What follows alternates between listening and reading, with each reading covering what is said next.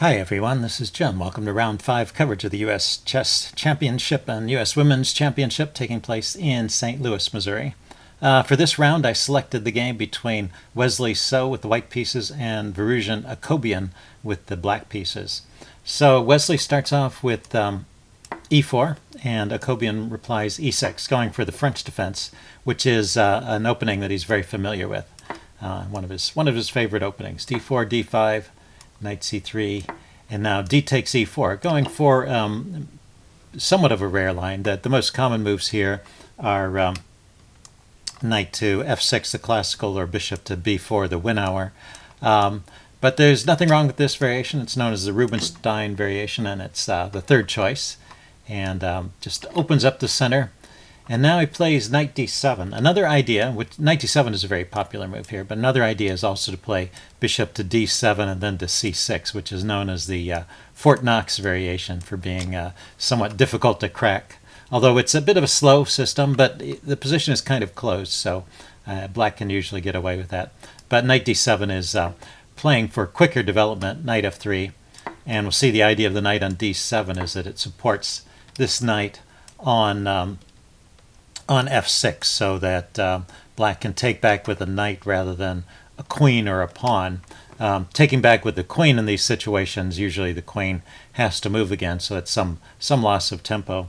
Wesley takes the knight immediately. It's also possible to play with the bishop out first, bishop to g5, and then the play might go h6, then grabbing the knight with check, the knight takes back, and then bishop retreats to h4. So it's just a different deployment. We'll get what Wesley does is he takes immediately with the knight, and he has a different idea of what to do with his bishop. And so he starts with the move c3 here.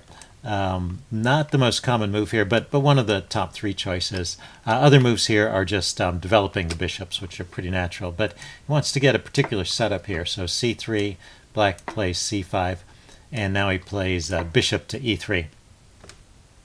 And so that was his idea. He didn't want the bishop going to g5, but he wanted it here on e3, supporting the center. And now Akobian plays a somewhat rare move. He takes on d4 here. The most common move in this situation is queen to c7. And after queen to c7, the line goes knight to e5, a6. I guess that's to stop any annoying checks from this bishop here. Black still has to get the bishop out of the way before he can castle, so he probably doesn't want to deal with problems on this diagonal. But, well, white can play queen a4 check anyway. And now knight to d7 is the common way to block the check. So if there's some exchanges here, at least the knight comes off before the bishop. And bishop to b5 now. So it's kind of a tactical line, taking advantage of the pin. C takes d4, and then rather than taking back immediately, bishop takes d7, bishop takes, and queen takes d4. And this position has been played many times, and it looks like white's a little better. This knight is a little better than this bishop, even though black has the bishop pair. And there's maybe a slight edge in development for white. White can castle, and black still has a step to go before castling. But really, it should be okay for black. What Varuzhan Akobian does here is he takes on d4 right away. And I'm just going over those alternatives because it's not so clear exactly exactly where black goes wrong. But in a not too long, he gets into some kind of huge trouble. But for now, we get some normal developing moves. Bishop to e7, bishop to d3, getting both the bishops out. Black castles, and now queen to c2. So lining up the queen and the bishop battery. This keeps the knight tied down for defense of the h7 pawn. So h6, a typical response, also keeps the knight from hopping into g5. And now Wesley castles queenside. This position is already a rare position, starting with that c takes d4 rather than queen to c7. But moves that have been seen before here are rook to g1 and castles kingside. And it seems like white has some kind of advantage. The chess engine is already preferring white quite a bit. Wesley decides to castle queenside, and Varuzhan comes out here with queen to a5. And then Wesley plays king to b1, defending the a pawn, which was hit by the queen. And now rook to d8 was played by Akobian. And so one sign that maybe things are not entirely okay for black in this position is that the chess engine thinks that the best move for black here is actually to sacrifice a pawn. Although there's some logic to this pawn sacrifice, because b5 here will open up a line towards White's king, so it's giving some counterplay. And the reason it's a pawn sack is because queen to e2 comes with some threats. There's first of all just to take the pawn, and also there's a threat to take this knight off and play queen to e4, setting up this battery, which would force some concessions over here. So bishop to b7 is the best move for black, trying to keep the queen out of some of those key squares and maybe put a little pressure on that knight, and then giving up this pawn, bishop to b5, and then knight to d5. White volunteer. Oh no, it's black's turn. Cancel that. Knight to d5, and bishop to d3. Just retreating this bishop back, putting it on this good diagonal, and knight to f4. So it seems like black is getting some activity with his knight here, and maybe he's going to pick up the bishop pair in exchange for that pawn. So let's see, the line goes, I'll just finish this off. The line goes with the chess engine, queen e5, queen takes, knight takes, and knight takes g2, actually giving the pawn back rather than giving up the bishop pair here. And it looks like, well, material is even. White's going to have some play along this file, and white has good central locations for his pieces, but it looks like black can hold on in this position once again. But that's kind of a long sequence, and not maybe the most intuitive way to play that pawn to b5, giving up a pawn pretty quickly, and then giving it back only in certain circumstances, right? You only get that pawn back if white plays in that fashion. But anyway, rook to d8 was played by Akobian, and knight to e5 now. Looks like a nice position for white with all these minor pieces in the center and starting to gather around the king, so some ominous clouds on the horizon. Bishop to d7 was played, getting that last piece off the back rank. The queen comes over to e2, and as before, there may be ideas of this battery once this knight is gotten rid of, so this knight is kind of tied down. The bishop goes to c6, so we see this maneuver. I mentioned this when talking about the Fort Knox variation, but a good diagonal for that bishop, and also looking at this loose pawn here on g2. Wesley ignores the threat to the g2 pawn, because of course taking that is double-edged. He goes rook h to e1, centralizing his rooks. Now bishop to d5 is played, taking a look at this pawn on a2. So c4 is played to block that diagonal for the bishop, and now the bishop does go ahead and grab on g2. And then this bishop is loose, so that there's no immediate counterattack on that bishop when the in this position. Yeah, when the black bishop moved, it moved with an attack on the bishop on d4. So the bishop drops back to c3, hitting the queen. Queen goes to b6. And I think it's right around here that Varuzhan started spending lots of time on the clock trying to figure out what's going on and how he can kind of get out of this position, because it's starting to look very dangerous here. So eventually settled on queen b6, and now rook g1, putting the rook on this open file, and the bishop drops back to c6 here. And that seems to be the losing move, this bishop to c6 move, although it's pretty natural. But as a sign of how far downhill things have gone, the chess engine thinks that black needs to give up the exchange here by playing rook takes d3. And there is a point to this. You can't take back with the queen or the rook, or it's not so great, because the bishop can come here to d4 with the skewer. But you can take with the knight. Knight takes d3. And then queen to c6, defending the bishop. And knight to e5, kicking the queen. And now queen to e4 check, trying to reduce the material. Queen to c2 and rook to d8. And then just playing on in this position. After the queens come off, I mean, we could go directly into an endgame with the queens coming off and one pair of rooks coming off. And black would be one pawn up, but down the exchange. And white looks to be in pretty good shape in that endgame. That'd be difficult for black to hold, but the best chance in this position, according to the chess engine, rook takes d3. And after bishop to c6, black's position seems to be lost. So it starts with a tactical strike. So see if you can find the move here that Wesley played. It's a real crusher of a move. And also there's a second move which is a follow-up to it. So see if you can find the first move and the second move.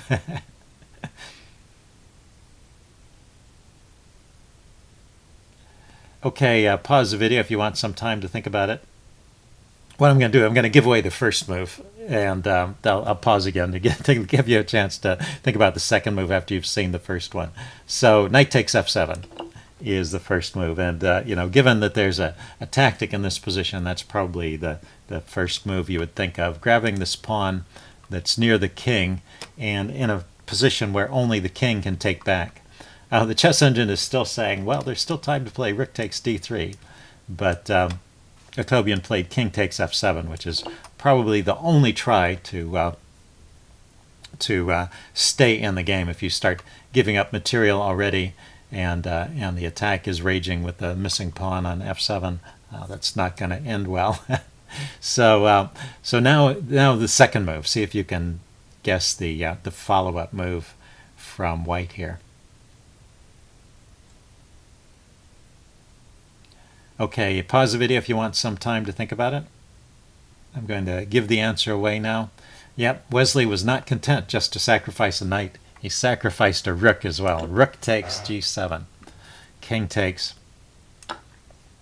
And now the queen comes in here and grabs another pawn. So he's sacrificed two pieces, and all he's got in exchange for it are a couple of pawns around the king. Let's count the pawns. 1, 2, 3 versus 1, 2, 3, 4, 5. Yeah, so he has two pawns in exchange for a rook and a knight. not the kind of trade that's usually good for white. So being down a whole rook and a piece, and actually black's pieces are pretty well developed. I guess the only piece that's not playing is this. There's this rook that's in the corner, but white gave up a rook and a piece, and just looking at it, an average player like me, it's not at all obvious that white is winning. But I looked at a couple of different defenses, and it appears that nothing holds here. The idea to last the longest is probably to give back some material at this point, and Varuzhan Akobian tries with queen takes f2. Bring another defender over for the knight, but giving up the bishop, and the game ends pretty quickly after that. The toughest defense, according to the chess engine, is rook to e8, and then then white would have to find some moves, but the moves are all there. Basically, you can pause the video again if you want to think about how you might proceed with white. There's not one clear move. There's a couple of moves that can be played in either order.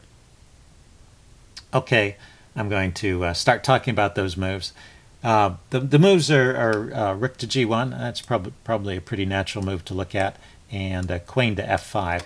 So maybe not so obvious, but actually that's probably pretty obvious too. You're setting up the queen along this battery here and taking advantage of the pin on that knight. So starting with queen f5 is maybe the most straightforward way to do it, and then the king drops back to f8, and then the rook comes over to g1. And now it takes some extraordinary measures to defend. The chess engine wants to give up the light-squared bishop and plays bishop g2, and then rook takes g2. So now white is just down an exchange, or just down a rook. White is down a rook for 2 pawns, but the rook is this rook over in the corner, and all of white's pieces are active. Now there's no simple line here that I can show you that leads to a win, but basically white just continues to attack with all those pieces and doesn't give black time to organize any defense, and eventually that pressure is too much, and black cracks under the strain. But if you go forward using the chess engine to look at different lines, there's no short line that leads to a win of more material. It's a long attacking and maneuvering game from here, just trying to arrange these pieces in the best spots, figure out when's the right time to win some more material. Anyway, that's best play from black. What Akobian played was queen takes f2. Of course, it's really difficult to find out what the best way to give material back is, and you've got a limited amount of time to deal with in a real game, as well as you don't have the assistance of a chess engine. So, but this gives up the dark squared bishop right away. Queen takes e7, and now the king doesn't have many good moves. It can't come forward. He drops back to g8. The forward squares are covered by the bishop and the queen. And now, after bishop to h7 check, black resigned. So that was the end of the game. The point is there's only one square for the king to move to, and if the king goes to h8, then let's look at the other line first, because that's a little simpler. If the knight takes the bishop, which is maybe the first thing that you might try, then queen over here is checkmate. So that's not working at all. So the only other legal move is king to h8, and now the bishop comes in with check, and the king has no moves. This bishop is protected by the queen, and all these squares are covered. So queen takes f6 check is forced, and then after queen takes f6, we have king takes h7. Now queen e7 check, driving the king, cancel, queen e7 check, driving the king back to the corner, and then grabbing this rook here with check, and white has the overwhelming material advantage. So if we back up in this position after bishop takes h7, or after bishop to h7 check, black just resigned in this position. So a very nice win for Wesley So in the second display of tactical fireworks that we've seen. So with this win, well, let's show the standings. With this win, Wesley has caught up with Fabiano Caruana, so they're both at 4 points out of 5, 3 wins and 2 draws each of them. A half point behind them is Ray Robson, so he's still in the hunt. And Jeff Zhang, with 3 points, is tied with Hikaru Nakamura and Alexander Onashuk, and they're a full point behind the leaders.